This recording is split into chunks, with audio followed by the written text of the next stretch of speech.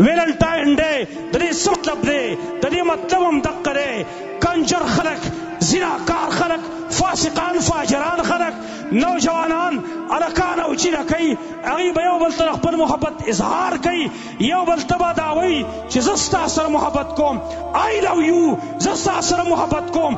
جنۍ به مو ته وایي چې آی لو یو، زه ستا سره محبت کوم.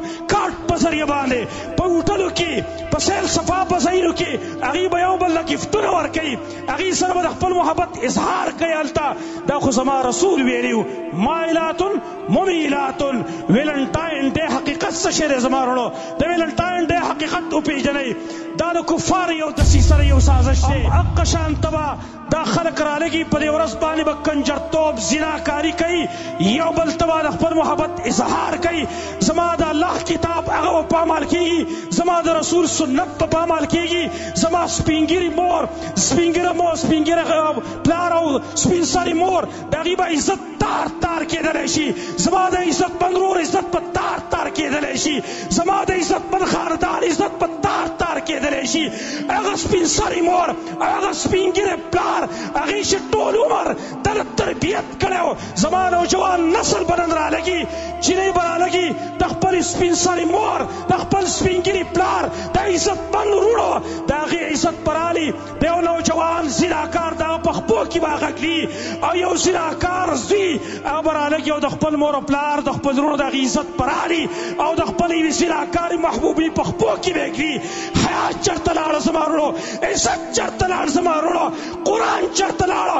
حدیث چېرته لاړه؟ زما د نبي هغه حیا او ابرو چېرته لاړه چې کوم موږ ته ښودلې وه؟ زما وروڼو، زما نبي خو دا ویلي ما ته، ایاکم الدخول علی النساء، ګورئ ځان وساتئ، پردو سره نوخواله ورد نشئ. ګورئ، او دا یې ما ته ویلي، اذا خرجت المرأة من بیتها استشرفها الشیطان. کله چې زنانه د کور ته راوځي، شیطان ورته د خلکو نظرونه اوچتوي. نن زما وروڼو قرآن چې کوم دی هغه پامال کړی شو، د قرآن حکم چې کوم دی هغه د خپو لاندې کړی شو، د نبي سنت د خپو لاندې کړی شل. نن زما نوجوان نسل خپل خواهش راغستلی دی، خپل خواهشاتو دومره حد ته رسولی دی. عزت هم ختم، حیا هم ختمه، قرآن دې بخیر دی پامال شي، حدیث دې بخیر دی پامال شي.